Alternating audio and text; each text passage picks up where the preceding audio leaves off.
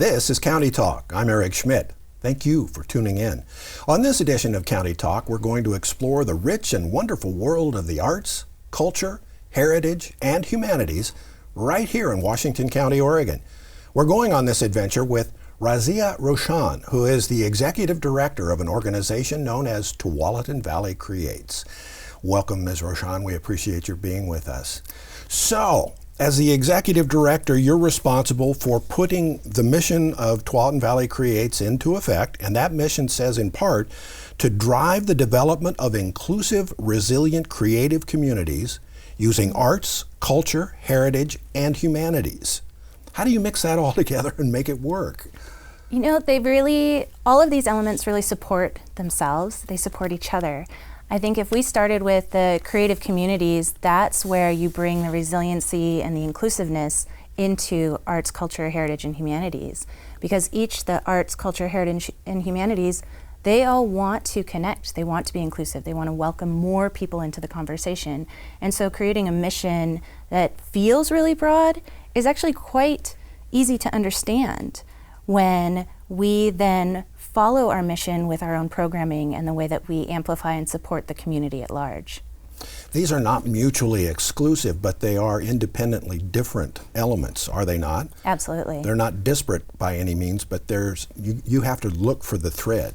Absolutely, absolutely. And when we think about the way that we look at heritage, right? Heritage celebrates the stories, the written or spoken stories. They're talking about the different arts and crafts forms that have come along with those heritages.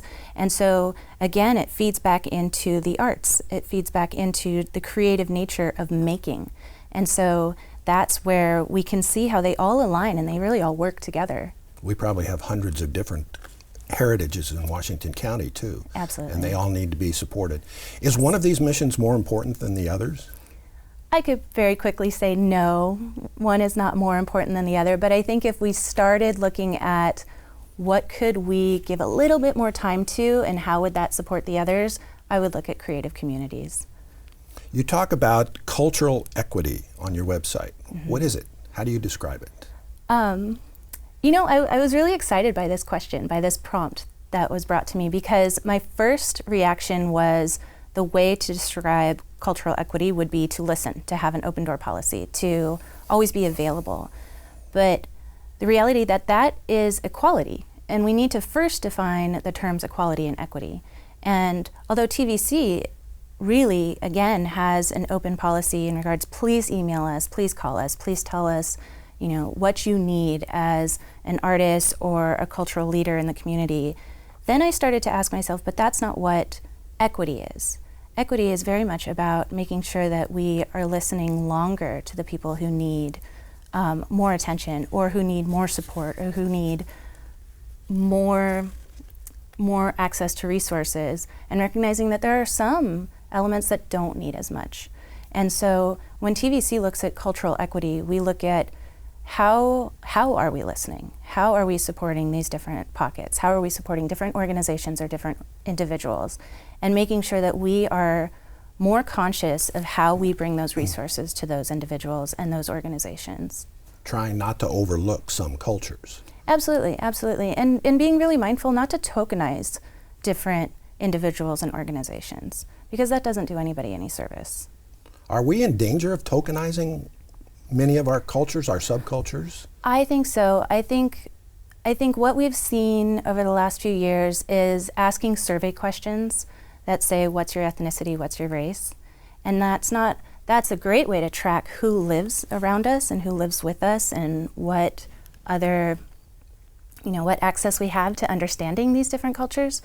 But it's also a dangerous way to say that you are a number on a spreadsheet or you are a portion of some mapping. And then that doesn't hear their story. Therefore, we can't celebrate their stories. Well, it's to say that we might have a larger portion of this ethnic racial pocket, and so we want to make sure that they are celebrated. Yeah. And because we know that there's more people who are going to relate to that. Well, the heritage in Washington County goes from indigenous peoples all the way to the Europeans coming in and now Asians moving here. There's the rich cultural, rich heritage that has to be celebrated. Yes, and Washington County is one of the most culturally diverse counties in the state of Oregon. I mean, we have so many populations moving in as first-time immigrants and, and then raising their families here. Indeed. Let's talk about the arts part of your mission now for a minute. There are performing arts, there are creative arts, there are visual arts. You're a visual artist professionally. Yeah. What do you do to select the arts that are going to be showcased with TVC, Tualatin Valley Creates? Yeah, so we have a marketing plan, a marketing policy that we abide by, in which we make sure that we are representing many voices in what we highlight on our social media, or we make sure that each month in our calendar that we have a little bit of all of those different artistic forms, all those different artistic media and expressions. And so we open up for the press releases to come in to us, and people can post their own activities on our calendar. And then when we evaluate how's the month looking, and there might not be enough performances on there might not be enough culinary arts on the calendar, then we go out and seek what's going on in Washington County in the Tualatin Valley, that we can make sure that there is something for everybody. So you're not only a clearinghouse, you're a gathering point. Yes, yeah. All the way around. Very much. When we talk about the artists and people actually posting art, what is public art? We hear a lot about it and we see it sometimes, but I'm not sure we always understand it or appreciate it. Yeah, I mean, public art is anything artistic in a public space, accessible to the public. A mural. A mural is a great example of public art. A musical bench. Exactly, yes, exactly, yes. And public art generally is funded by public dollars. And that can either come from your municipal leaders or your county leaders, or it can come from an organization that's done a lot of fundraising and grant gathering. And so then the art that's created, whether it's just a few hours of a happening, kind of those, I don't know if you remember mob dance groups, or it's a sculpture, or it's too old for that, I'm sorry. Hang out at some of the TriMet bus stops, because there are some really fun dance groups that come off of the Max. Or it's a mural, or it's a sculpture that's going to stay for a decade or 2 decades. Ultimately what it is it's accessible to the public, that there's no fee to enjoy it, that you can come to it any hour of the day, and that you can find inspiration from that piece. But in a real world, it takes money for some of these activities. Where do you find it? How do you come by it, other than asking the Washington County Board of Commissioners for a yearly stipend? Yes, yes. So I am very grateful that the county supports us, and those dollars that the county supports us with are for a lot of our general operating, so that we can do the calendar, be the clearinghouse, have our communication hub. TVC also applies for grants, and those are local grants, those grants that are funded from within our county, regional grants, so things that are tri-county grant support, and then state grants. And as we've grown, we're now applying for federal grants. And those grants are either project grants, so we can do projects like the musical bench, or so we can do an intense programming like our Arts and Culture Leadership Incubator, or it's general operating support, so that we can make sure that our overhead is covered, which isn't always glamorous. No. But the reality is, like, our communication hub is expensive, and our staff, we need caliber staff. It takes time too. It does. We're pretty lucky here in Oregon because we actually require people to put art in public places. There's a mechanism for that. Has that really helped increase the viability, the visibility of art in public places? Yes, and I would love to use the example of Beaverton. So the city of Beaverton does have a percent for art policy when the city of Beaverton is redeveloping their own properties or their own facilities. And so in the last 8 years, I would say, you've seen public art go up in front of the new City Hall, which is there at the Round. They've got a sculpture outside. They also have some really neat, I think they call them ribbons, inside the building, which again is all publicly accessible. They've got new installations going in front of the Research Center that's funded by a portion of the cost to build that center. And then the new pieces in front of the Public Safety Center, which are on Allen and Hall. Yeah. And if you haven't seen them, they're pretty exciting. They really are. They are. And pieces like that are quite, on paper, they're very expensive, right? You're paying the artist for the design time. There's a lot of materials that go into it. The engineering of pieces like that, they need to be safe. So if they do get climbed on, they're not going to fall over. And it's those percent for art programs that can pay for very substantial pieces like that. How do you get people to agree on what public art is? Not everybody appreciates the same thing. Absolutely, it's very subjective. Yeah. So many of our cities in Washington County do have their own arts commissions or arts councils. And so the first thing I recommend for our audiences today are go sit in on those arts commissions and arts councils. That's one of the starts. Many of those arts councils and commissions require that any public art installations within their districts, within their zip codes, go through the Arts Commission. So this is one way that there's a jury panel that's looking at what's going to be installed, and then they help be the voice of that community, and they say, our community is not going to recognize this, our community is not going to, they're not going to relate to this design, so we want to help guide you in adapting that design, or we want to try with a different artist. So that's one of the ways that the community can get involved on the development side of it. And then once a piece is installed, then you still have the opportunity to voice your opinion, but be mindful that that process probably took close to a year to get to the point of being able to install the work. The old man that says, I don't know what art is, but I know what I don't like. Yes, yes. Yeah. And that's welcome. Please speak up, because what that'll lead to is someday a piece will be installed that you do like. What kind of an impact did the pandemic, did the quarantine, did all of the nonsense of the last 16 months put us through in the arts community? Yes. Were artists freer to create and to do their work, or did they find it stifling and they couldn't get things done? How did it work out? I think we really saw, what we saw at Tualatin Valley Creates was we saw the whole gamut.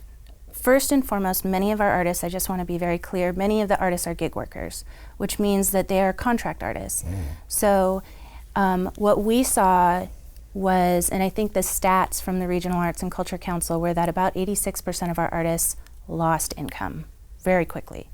So in Washington County, when we're talking about our contract artists, they lost a lot of teaching opportunities because they couldn't be in the class with their kids. They lost different contract opportunities where they were going to be engaging with small pockets of people.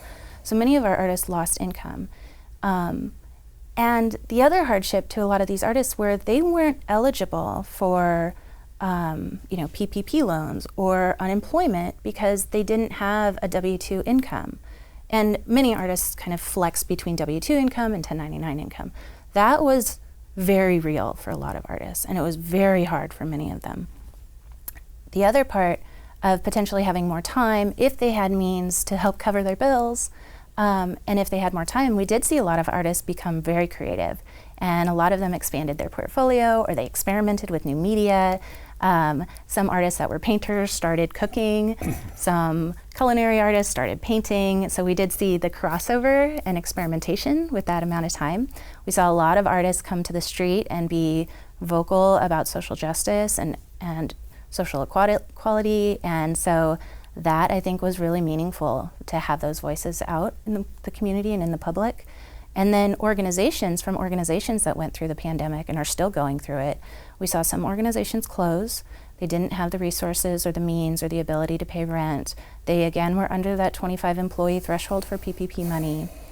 But we also saw some organizations experiment with new media and experiment with Zoom and experiment with very creative ways to do outreach and stay connected with their audiences even though their staff couldn't be in their facilities. So in some ways, the pandemic was awful for our artists and some of our organizations.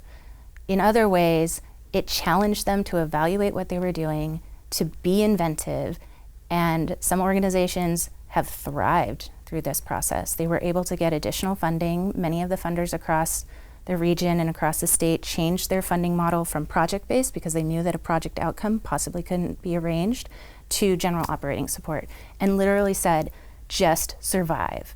We have the funds, we just want you to make it through. Stay connected to your communities and just survive. You will get through this. And so some organizations and some artists were able to take advantage of that. Those are hard lessons, though.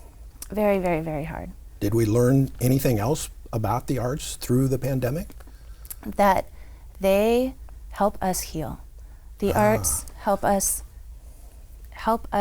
digest and help us calm emotions. I think the arts are a way for us to communicate our anxieties, and artists created a lot of online content, and I want to be very real about the digital divide. But I think one of the first things that the arts did was it helped us cope and are helping us heal. We could use a little more broadband here. Yeah, yes, and our commissioners are working on They're it. working on that indeed. What kind of an impact do you think that the pandemic had on the heritage side of your organization? I mean, people were able to explore their past a little bit more, perhaps? Yes, absolutely, yes. So we heard a lot. What I just adore, I have to give a shout out to the Tigard Historical Society because their volunteers call TVC very regularly. And we heard a lot from our historical societies. I think it's because they have such a dedicated volunteer team. And so the historical societies were saying, we want to still stay connected to our audiences. We're going to try this on social media. We're going to do a social media live event. And like, I've never done this before. How do we do this? And so TVC, our marketing staff, are able to be like, we'll walk you through. And I think we saw the heritage organizations evaluate what they have, the stories that they were telling, evaluate ways that they can get their stories out into the public arena, potentially public art installations, that the communities can enjoy without risking their health safety in coming to a facility, but actually installing like stories about Hillsborough on the side of buildings. Able to get grants for that, to be able to do those stories, install, and the community can enjoy it, and then they amplify that those are available for them to enjoy. So I think it was really exciting for our heritage organizations to be able to reevaluate how they're connecting. I know that they're not without their struggles, though. We have to learn more about each other's heritage, do we not? We do, yes. And that's a daunting task, I would assume, for someone in your position, to try and tell all those stories and make them understandable so that we can all appreciate it. Yeah, yeah. That we actually have more in common than we don't. Agreed, absolutely, absolutely. And I think, in that, the TVC's role in recognizing heritage is also really supporting the heritage organizations. So the heritage organizations do so much of the work, and then we help amplify what they're doing. That's all part of your clearinghouse responsibility. It is. Mm-hmm. I'm intrigued by the clearinghouse aspect of your job. Do you go out and find them, the artists, or do they find you? How does that work? It's both. It really is both. I would say that for the most part, the artists find us. Artists and heritage and humanities, all of that goes together into your clearinghouse. Yes. So some of them come to you and some of them you go to them. Exactly, okay. Yes. So what we do a lot of outreach. We do a lot of campaigning. We have, of course, like every other organization, rat cards that we set out. We make rat cards? Rat cards, the little 4-inch by 9-inch. I should have brought one. And so our rat card has photos. It talks about all the different Washington County cities, incorporated and unincorporated, that we support, and our mission and what we do. And so we hand those out to a number of our partners throughout the community. And when artists go to the theater or artists go to the galleries, they can find us. And then from there, they then call and email and follow us on social media. That's one of the ways that the artists find us. A lot of word of mouth. Hey, have you heard of Tualatin Valley Creates calendar? You're having a show. Make sure that you send them your press release so they can get you on the calendar. And then the other way is when we have a project or we hear from an organization that they have a project that need an artist with a special skill, then we'll go searching. We'll go looking. We'll call the other artists that are in our database and say, do you know a mosaic artist? Do you know an artist who can do the banner sculptures across Main Street, like somebody who really can understand that engineering and those materials? And so we go out and find people too. Wow. You ought to charge a fee for that. Technically. That's a really great question. So what we've found, because clients and customers and other municipalities and other arts commissions and councils come to TVC asking for specialized artists, what we've started is a directory. And so the directory for us gray-haired folks is Thank you. It works like a white pages. And so for artists or art service providers, it could be a graffiti abatement person. We have the directory, and it's $125 for a 12-month listing on the directory. And when people call us, we say, first check our directory. And so this is one of the ways that we make sure that information on artists is current, and then we promote the directory so that, again, we're driving clients and customers to those contracting workers. You can also clear the artists. You can find out who they really are. Yeah. Make sure they're legitimate. Yes. Yeah, because I mean, how many times maybe you or I have looked for an artist or a muralist and we gone to maybe Craigslist and you don't know who's going to come over, you know, and you don't know if they're going to finish the job. And so TVC working on this directory has definitely been that. We want to make sure that they have a website or some kind of online presence and that they've got some other communique that says they've been fabulous to work with. Not just some kid with a spray can someplace. So long as they know how to finish the project and they've got style. Yeah. That intrigues me because we see more and more graffiti every day, especially here in Washington County. How is that not going to be a problem in the future, a visual pollution like that? I mean, that has to offend the most visual of artists, legitimate artists. Okay, so I did my master's degree. My master's thesis was on street art and graffiti and legal mural walls. And Some of which are just gorgeous, just beautiful. Absolutely stunning. And I reckon graffiti is vandalism, right? Yeah. But there's a difference between tagging and graffiti. So tagging is when you see those little signatures, like the purple doodle or whatever, you can't read it. And graffiti, generally speaking, is when somebody spent a bit more time and probably has like their own sketchbook and their own practice wall at home. And I won't go into those definitions. When I see tagging, I see a lost opportunity to say, let's get this person the resources that they need to practice with this medium, to practice with spray paint, to challenge them to be a better illustrator. Like here, and that might be because I also worked with the Philadelphia Mural Arts, in which Jane Golden was doing murals and saw people tagging next to her and said, why don't you help me? Rather than vandalizing that person's wall, I'll pay you to be a muralist. And that's where it started out as the Anti-Graffiti Network and is now the Philadelphia Mural Arts Program. I think you're being very generous, but there is a nugget of truth to that. So thank you, Razia, for that. You have a program called the Leadership Incubator.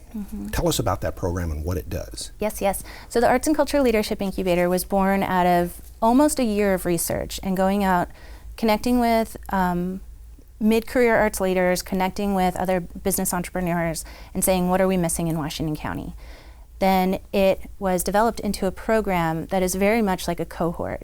And so the Arts and Culture Leadership Incubator is a 6 to 8 month learning session in which it's part business skills, part networking, very much focused on the underrepresented community members, so the LGBTQ populations, the millennial populations, the mid-career artists who admit to have starting and maybe lost a lot of money and now really want to advance their business skills. The Leadership Incubator has been supported by grants. It's the way that we were able to get this off the ground. And we've now finished our second year of programming, and these cohort members, in our first year, we had 5 participants and 4 faculty members, and this last year we had 9 participants and 4 faculty members. And the difference is the faculty members are, they are career artists, arts administrators, arts educators, small business owners that have been working in the industry for a long time, and so they come in with their own networks and their own skills to talk about project management, financial management, timeline management, talking about marketing, so that it really is a lot of the business side. But the practical side. Very practical. And then the participants, they come from all media. So again, when we talk about arts and culture, we're talking about literary artists participants, theater participants, textile participants, which was really neat. Quilters. Yes.